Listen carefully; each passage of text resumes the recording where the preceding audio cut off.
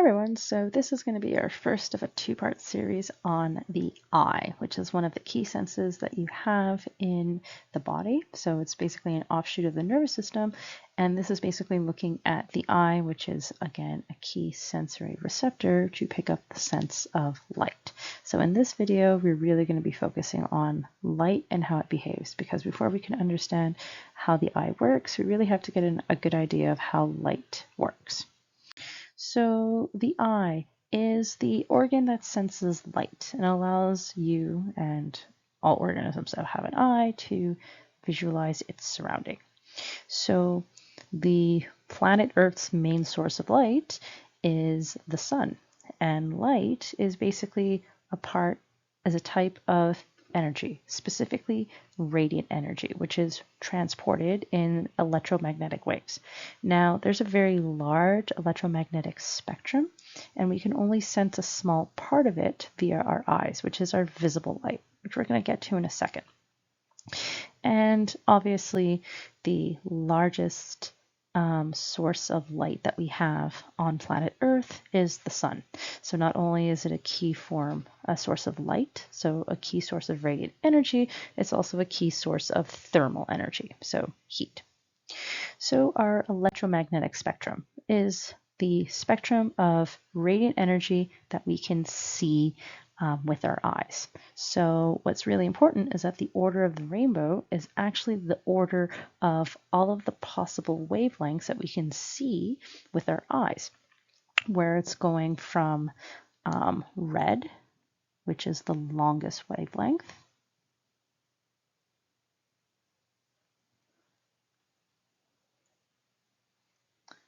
to violet, which is our shortest.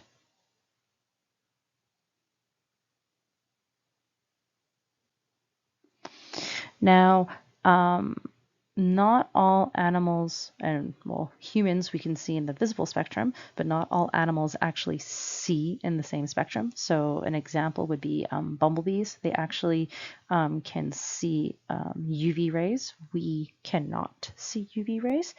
And as again, the electromagnetic spectrum is a very large spectrum of energy waves.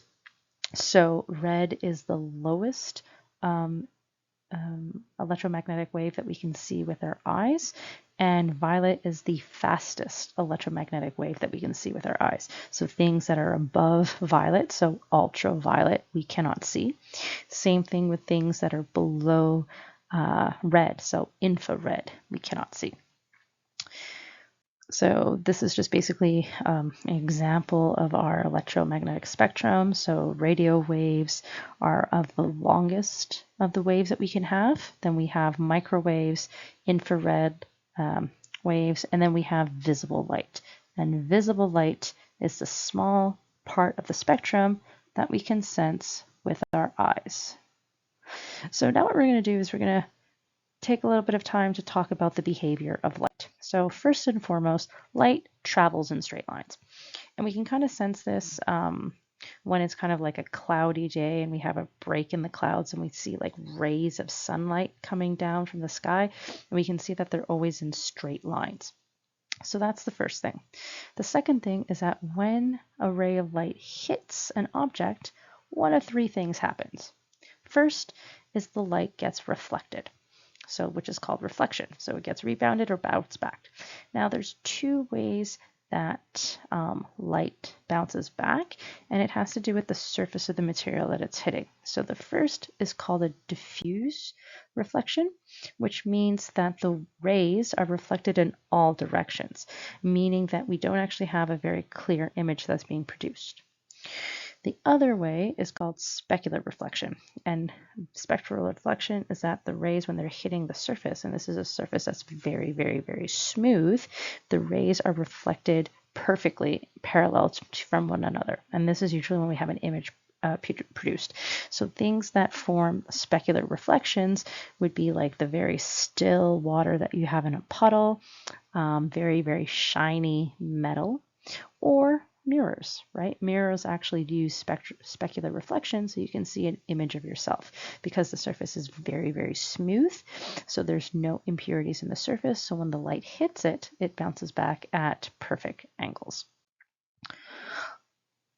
So again, reflection, light hitting back can either be diffused, so rays reflected in all directions, and we have no image.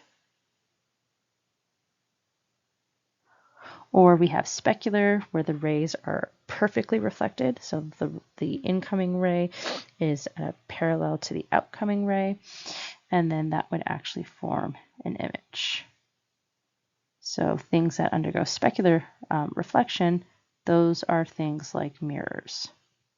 We can see ourselves in a mirror because the surface is very, very smooth. So once the light hits it, it's basically bouncing back at the same angle. So we have an image. The second thing is absorption. So light actually does get absorbed by matter. And when you're looking at objects, the color that you see is all of the other colors in the color spectrum are getting absorbed except for that color. So I actually have a video on absorption and reflection, and I highly suggest that you watch that video because I basically do a demo with gummy bears to show this point. So light gets absorbed by matter. And the third thing is that light can get bent by matter. So this is refraction. Now, light in a vacuum travels at 300,000, so sorry, 300 million meters per second, not 300,000 meters per second, 300 million meters per second, which is incredibly fast. Speed of light. But the speed of light actually changes as you go into different mediums. And some optical illusions are really interesting when you look at this. So for instance, the classic bending pencil, right? It looks like I've cut the pencil and broken into two, but I actually haven't, because what's happening is that as the light's passing from the air into the water, it's slowing down in the water. And because it's slowing down in the water, the angle that the light is traveling gets altered, which is why it looks like the pencil is bent. So refraction is the last key behavior of our three key things that light does, is how light gets bent. So that's it for our first part on the eye, and our second part is really looking at the key structure and function of how the eye works. Thanks for watching.